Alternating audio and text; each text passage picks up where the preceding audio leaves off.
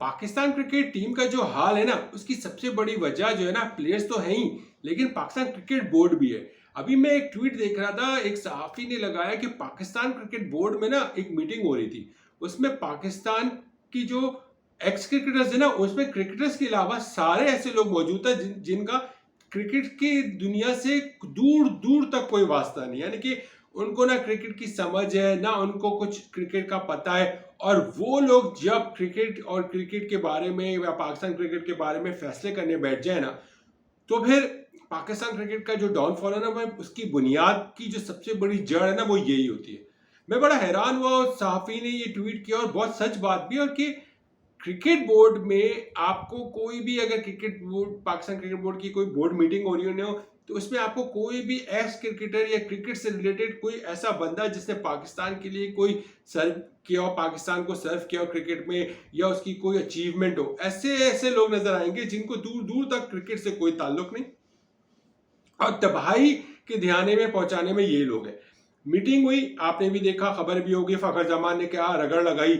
आपको भी पता होगा कि फखर जमान ने पाकिस्तान क्रिकेट बोर्ड की जो ना बैंड बजा के रख दी और चेयरमैन साहब के सामने शिकायत रख दी। चेयरमैन साहब भी ओवर एक्टिंग में मास्टर है, उन्होंने में ऐसे नन्हे काके बने, ओहो अच्छा, जैसे उनको पता ही नहीं है कि उनकी नाक के नीचे क्रिकेट बोर्ड वाले क्या कर रहे हैं, और वो बिल्कुल नन्हे काके बन गए कि उनको पता ही नहीं था कि जी फखर जमान ने जो कंप्लेन की, जो कि उनको जो ईमेल करते हैं वो क्रिकेट बोर्ड को, उसकी ईमेल का जवाब टाइम पे नहीं मिल रहा, एनओसी का इशू आ रहा है तो वहां एनओसी का कोई रिप्लाई नहीं आ रहा। यानी कि ऐसा हो सकता है कि मोहसिन नकवी जैसे बंदे का जो चेयरमैन बनाओ, उसको ये नहीं पता हो कि उसके नाक के नीचे जो उसके नीचे के करता धरता है वो क्या कर रहे हैं। ऐसा मैं मान ही नहीं सकता। मोहसिन नकवी एक पावरफुल आदमी है और उस शख्स को पता ही नहीं, और वो ऐसी एक्टिंग कर रहे हैं। जो मीडिया रिपोर्ट आई है कि चेयरमैन साहब ने फखर को बोला कि अच्छा आप बताएं क्या वजह है, और फिर उस पर सीईओ साहब ने बोला कि नहीं नहीं, हम तो बहुत अच्छे ताल्लुकात रखते हैं, जिसपे फखर ने शायद बोला। जो बातें मैं कर रहा हूँ ये सब मीडिया रिपोर्ट पे बेस पे कर रहा हूँ।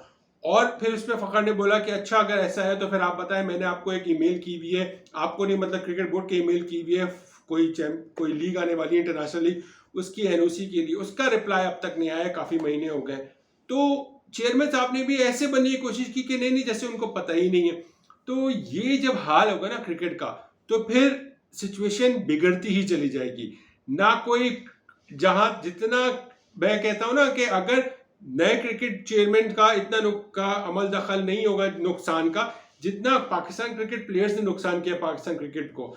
लेकिन बात यह है कि अब नए चेयरमैन को भी काफी टाइम हो गया और सही टाइम पे डिसीजन ले।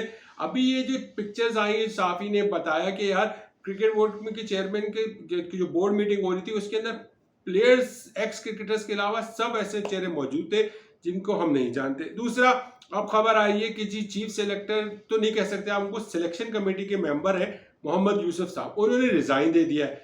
और अब उन्होंने जो रिजाइन दिया उसकी वजह क्या है वो भी सबको पता चल ही गया होगा। वो है कि उनकी जी कोच से उनकी तल्ख कलामी हो गई।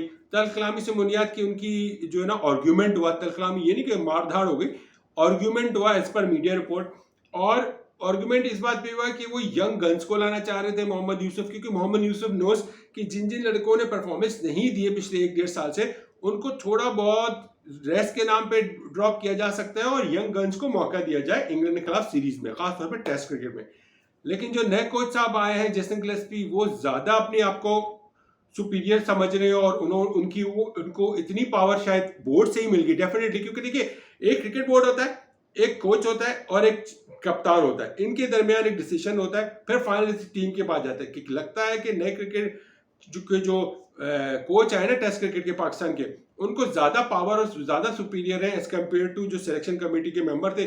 इसी बुनियाद पे जो मीडिया रिपोर्ट है कि वो गुलाम को ज्यादा मौका देना चाह रहे थे, गुलाम अली को, और यंग गन्स को अब्दुल्ला शफीक की जगह या और दूसरों की जगह। लेकिन जेसन गिलेस्पी अब उसी टीम को लेके चलना चाह रहे हैं।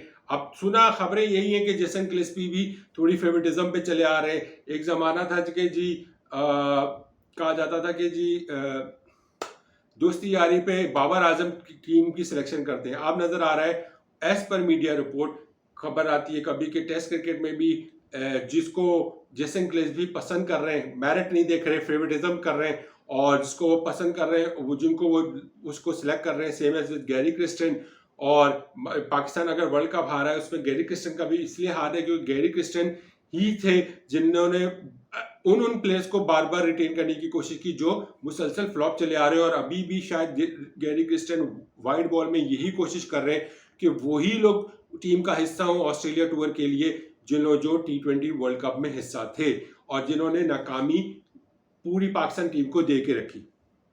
अब ये खबर मीडिया रिपोर्ट के मुताबिक है और इसी आर्ग्यूमेंट की बुनियाद पे के देखा जब सिलेक्शन कमेटी के मेंबर सॉरी मोहम्मद यूसुफ ने के उनकी नहीं सुनी जा रही तो उन्होंने अपने आप को एक साइडलाइन किया और रिजिग्नेशन दे दी। तो ये अगर इस तरह मिसमैनेजमेंट, देखिए ग्राउंड में प्लेयर्स का इशू आता है, प्लेयर की पूरी रिस्पॉन्सिबिलिटी है, लेकिन ग्राउंड से पहले जो टीम सिलेक्शन होती है ना वो सारी रिस्पॉन्सिबिलिटी प्लेयर्स की नहीं होती। अब पूरी 11 टीम है या 15 टीम है, उसमें अच्छे लोग नहीं डालोगे तो ना उसमें बाबर का कसूर आएगा, जब टेस्ट क्रिकेट की बात करो, ना उसमें रिजवान का कसूर आएगा, ना उसमें शाहीन का कसूर आएगा, ना उसमें और किसी का कसूर आएगा। जो फिट है वही टीम का हिस्सा होना चाहिए। जो माजी में परफॉर्मेंस नहीं देता आ रहा उसको काफ़ी मौके मिल गए, यंग गन्स को मौका मिलना चाहिए, ये क्राइटेरिया होता है, उसी को फॉलो करना चाहिए। मैंने पहले भी आपसे कहा था कि जो नए कोचेज है ना ये अपनी साख बचाने के चक्कर में और यही लोग पाकिस्तान क्रिकेट को डुबो के रखेंगे। अब सिर्फ वाहिद यही रह गए हैं जो फॉरेनर्स आए हैं, यही बर्बाद करेंगे क्योंकि ये लोगों को समझ नहीं आ रही, ये लोग यंग गन्स पे जाना नहीं चाह रहे, ये लोग बोल्ड डिसीजन लेना नहीं चाह रहे, चाहे वो व्हाइट बॉल क्रिकेट हो या वो रेड बॉल क्रिकेट हो। और अब जेसन गिलेस्पी ने की, अगर आप फेवरेटिज्म का अंदाजा इस बात से अंदाजा कर लें कि उन्होंने सरफराज के बारे में क्या रिमार्क्स पास किया। किसी भी आप मेरा यकीन कीजिए अभी कोई भी पाकिस्तानी कोच इस तरह का बयान सरफराज के बारे में देता ना तो इस वक्त पूरा मीडिया शोर कर रहा होता, पूरा सोशल मीडिया उस कोच की बैंड बजा चुका होता, सहाफी से लेकर सब तक। लेकिन अभी आप नोटिस करें कि ये गोरा था इसलिए ज्यादा शोर नहीं हुआ। ये बहुत बड़ी इंसल्ट करने की कोशिश की है जो कि एक बहुत बड़ा हमारा क्रिकेटर है जिसने हमारे लिए पाकिस्तान का क्या नाम रोशन किया। आप उसके बारे में ये बकवास नहीं कर सकते। आप मिसाल दें तो किसी ये बोल सकते थे कि कोई यंग गन्स की जरूरत है या एज की जरूरत नहीं है। आपने मिसाल सरफराज का नाम लेके जो मीडिया रिपोर्ट आया जिस गिलेस्पी ने नाम लिया वो गलत था। सो यहाँ पे टोटल मिसमैनेजमेंट चली, अभी सीरीज शुरू नहीं हुई है लेकिन आप देख रहे हैं क्या अजीबो गरीब खिचड़ी बन रही है। चीफ सिलेक्शन कमेटी के मेंबर चले गए, अब लग रहा है कि सारी सिलेक्शन की ताकत बोर्ड ने अब दी है नहीं दी है पता नहीं, लेकिन लग तो ऐसी रहा कि जब यूसुफ गए तो फिर जेसन गिलेस्पी के पास ज्यादा पावर थी, उसकी पावर को ज्यादा सुना गया और यूसुफ की बात को ज्यादा नजरअंदाज किया गया, तो इसी वजह से वो दिल बर्दाश्ता होकर चले गए। या फिर उन्होंने अपनी आफियत मानी कि नहीं यार अब जब मेरी सुनी नहीं जा रही तो मेरा यहाँ रहने का फायदा नहीं है, क्योंकि ये डिसीजन मजीद पाकिस्तान को मरवाएगा और ज्यादा ब्लेम मेरे पर आएगा, तो बेहतर है कि आफियत मानो और यहाँ से निकलो। तो ये भी एक रीजन हो सकता है। तो क्रिकेट है यार, डिजास्टर नहीं करो, तबाही नहीं करो, कोई प्लेयर हो या कोई हो। जो मीडिया रिपोर्ट्स आ रही हैं यहाँ इस मेरे यूट्यूब चैनल में, मैं ज़्यादातर जो खबरें देता हूँ, मैं खुद तो रिपोर्टर हूँ नहीं भाई, मैं तो सिर्फ जो मीडिया रिपोर्ट्स होती है उसी की बुनियाद पे बात करता हूँ। उसमें कितना सच है कितना झूठ है वो तो बात की बात है, लेकिन यार एक हकीकत तो है ना कि जब ग्राउंड में सीरीज शुरू होने से पहले जब इतनी खिचड़ी बना दोगे क्रिकेट बोर्ड में, तो जब ग्राउंड में जाओगे तो प्लेयर्स खुद खिचड़ी बन जाते हैं, उनकी परफॉर्मेंस और नील हो रही है और ये अगस्त 2023 से चला आ रहा है। सो बहुत मुश्किल हालात चल रहे हैं पाकिस्तान क्रिकेट बोर्ड के, पाकिस्तान क्रिकेट टीम के, सबकी, यानी कि दोनों, यानी पूरे इदारा एज पाकिस्तान क्रिकेट ही बहुत बुरे हालात में चल रहा है। उम्मीद करते हैं कि जो भी इसके करता धरता है, रिक्वेस्ट है उनसे, प्लीज हम पाकिस्तानियों का दिल ना तोड़ें, हम मजीद हार नहीं देख सकते। आप अपनी राय का इजहार कीजिएगा।